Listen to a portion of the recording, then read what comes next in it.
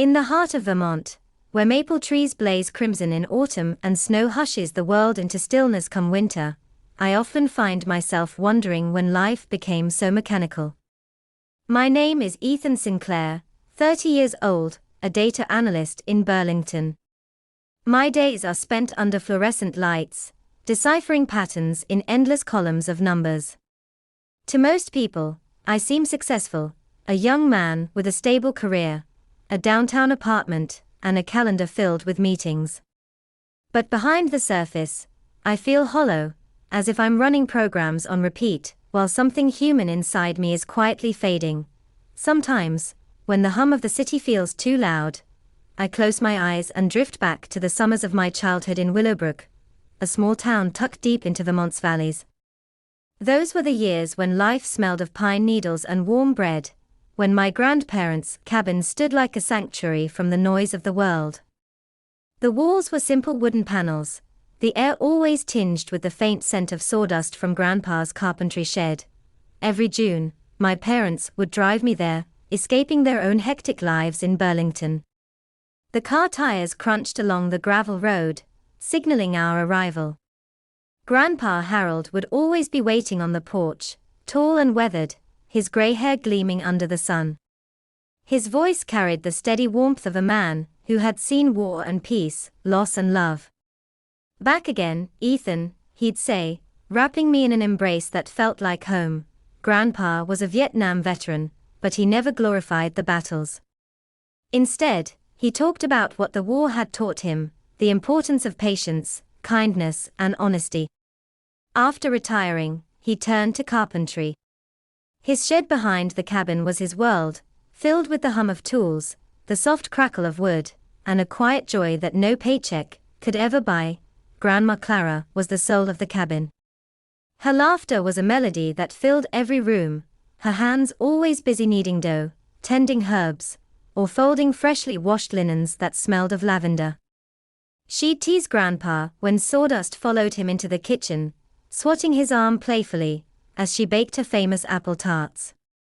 "You'll turn this place into a forest, Harold," she'd say, smiling as though love itself lived in her grin. Those summers shaped me more than I realized. Each morning, I joined Grandpa in the shed, learning the language of wood and patience. "Select the piece with care," he'd instruct, his hands guiding mine. "A straight nail is a promise kept." He believed every creation carried the maker's spirit. I'd sit beside him, hammering away at clumsy projects while he built shelves, birdhouses, and chairs that looked as though they belonged in storybooks. I in the evenings would gather by the fireplace. Grandpa would share stories of his younger days, of soldiers who became brothers, of letters from Grandma that had kept him alive through nights of despair. Grandma would sit nearby, knitting quietly, adding her own memories to his tales. I'd lie on the rug, listening to their voices blend, their love so steady it seemed eternal. Whenever I brought home good grades, or won a school award, Grandpa would carve a small wooden plaque with my name on it. "So you'll remember your worth, Ethan," he'd say, hanging it proudly on the shed wall. By the time I turned 16, the wall had become a mosaic of my growing up, each plaque a reminder that someone believed in me.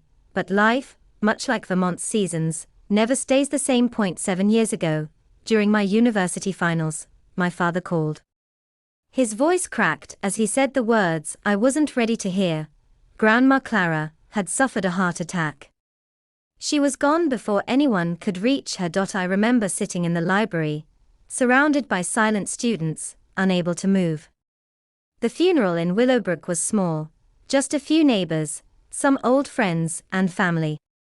Grandpa stood beside her casket, hands trembling, eyes distant. The man who had always been a pillar seemed to shrink that day.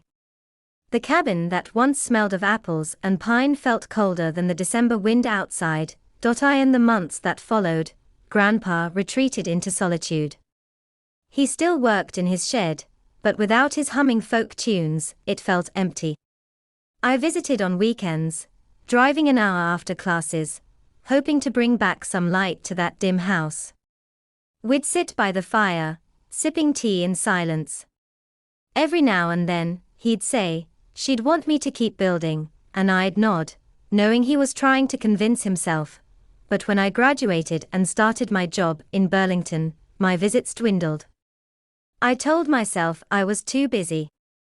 I called, but he disliked phones. Machines weary me, he said once. I prefer the company of real voices. I mailed him gifts, warm blankets, a new radio, but deep down, I knew what he wanted wasn't things. It was time. Grandpa had 3 children, my father Marcus, Uncle Derek, and Aunt Sophia. In their younger days, he often said, they were inseparable. But adulthood scattered them like leaves in the wind. Dad, now a successful interior designer, thrived in social circles and business meetings. Derek managed construction sites in New Hampshire and rarely called. Sophia, living in Maine, sent birthday cards, but little else. After Grandma's death, the distance widened. My father often said, he's stubborn. He refuses to adapt. He should move into a retirement home. But Grandpa always replied, this home is my story, Marcus. I'll leave when the wood no longer listens to my hands. He spoke fondly of his children to neighbors, even as their visits became rare. He never complained, never blamed. But I saw the quiet disappointment in his eyes when holidays came and went without calls.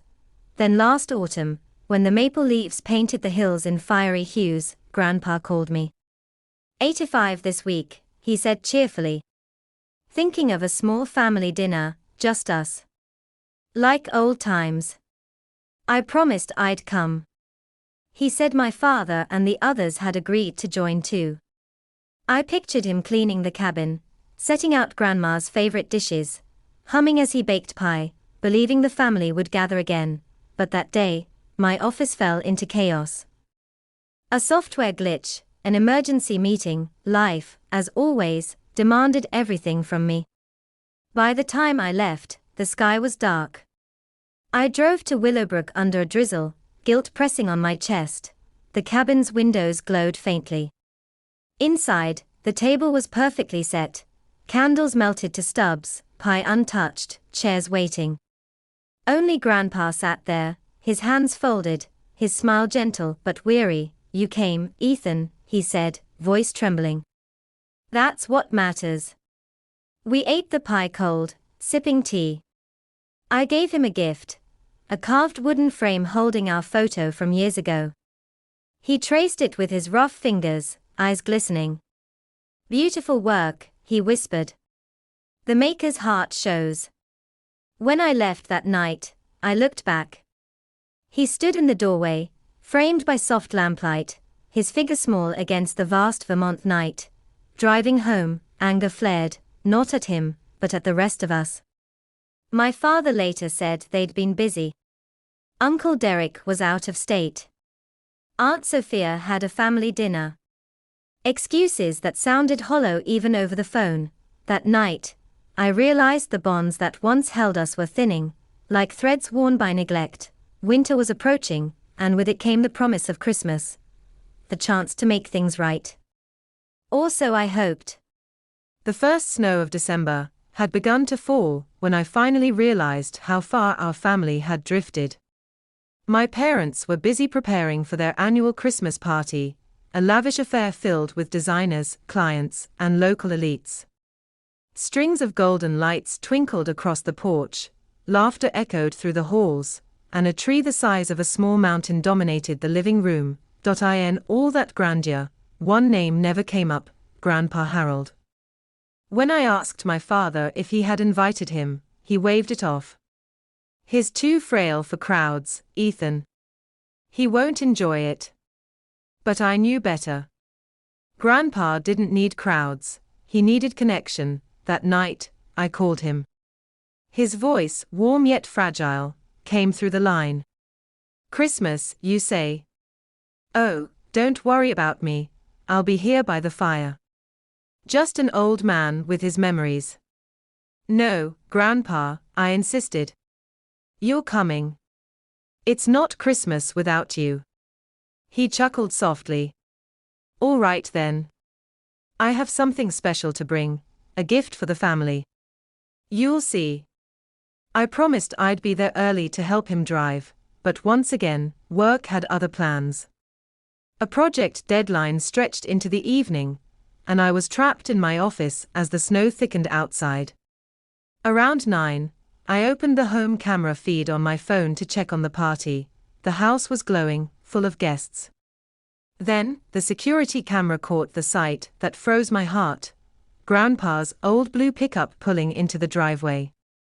He stepped out slowly, wearing his thick coat and holding a small, carefully wrapped box. The door opened. My father appeared, shock flashing across his face. Then his tone changed, sharp and cold. Though I couldn't hear every word, I saw enough: the tense posture, the dismissive gesture toward the driveway. Within seconds, Grandpa turned back to his truck. I called him again and again, but there was no answer. Something inside me snapped. I grabbed my coat, ran to my car, and drove into the storm. The roads were slick, the world blurred in white, but I didn't care. The guilt I'd carried for months was now an ache I could no longer ignore. By the time I reached Willowbrook, midnight had passed. The cabin stood quiet against the snow, smoke rising gently from the chimney.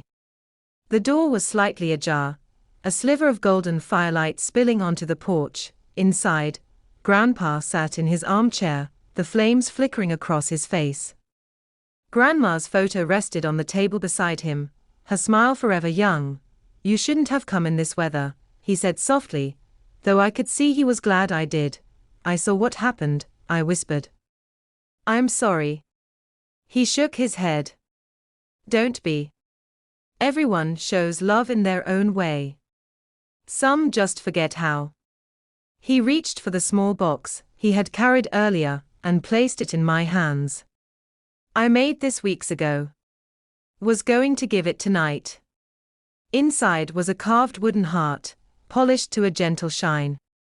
Across it, engraved in his careful lettering, were the words, "Family is the art we keep alive." My throat tightened. Grandpa, he smiled faintly. I've been thinking a lot lately about what we leave behind. Not the money, not the things, but what we build in people. He paused, reaching into his coat pocket and handing me a folded envelope. This will explain. Inside was his will, recently revised. Half of his estate, which I later learned was over $10 million from years of quiet investments, was to go to the Vermont Veterans and Elders Fund. The other half was left to me. I stared at him, stunned.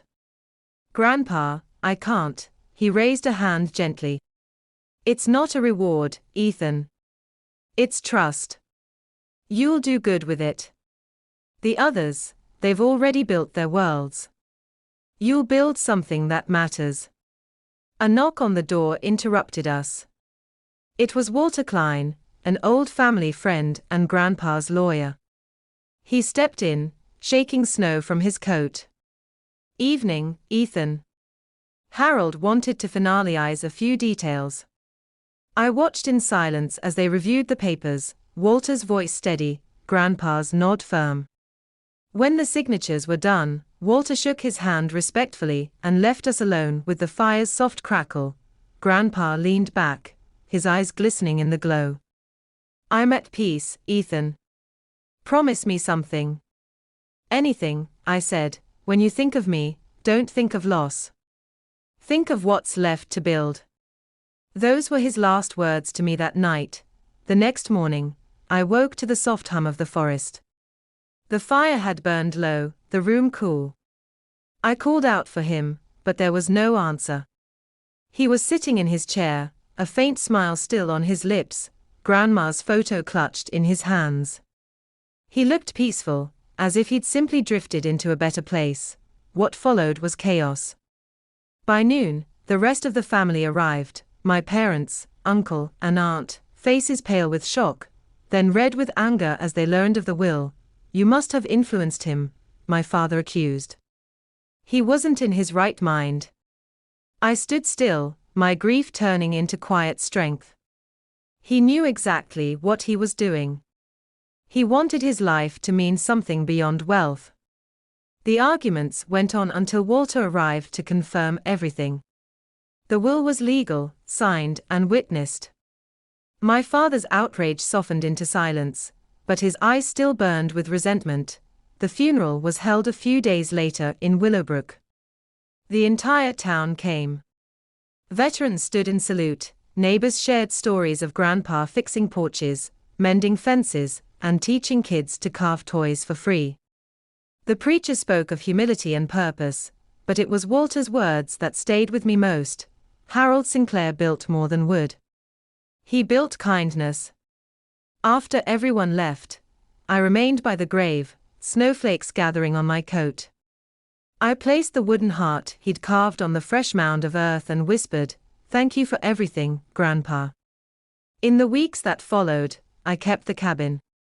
I couldn't bear to sell it.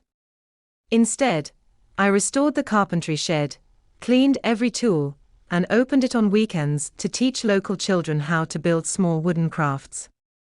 I told them the same thing Grandpa told me: a straight nail is a promise kept. Half of my inheritance went directly to the Vermont Veterans and Elders Fund, as he wished. The other half, I used to create scholarships for underprivileged students, naming the program after him and Grandma. Work no longer felt like my identity. I still analyzed data during the week, but every Friday evening, I'd drive to Willowbrook and breathe again, the scent of pine, the hum of tools, the echo of a life lived right. One evening, while sorting through his old journals, I found a note written in his steady handwriting. "You take nothing from this world, but how you love." I framed it above the fireplace. That spring, I carved a small plaque and placed it by his grave. It read, "Harold Sinclair, builder of hearts and hands." As I stood there, a breeze swept through the maple trees, carrying with it the faintest whisper of sawdust and apple pie. For the first time in years, I smiled without the weight of guilt. Grandpa had given me more than money, he had given me purpose.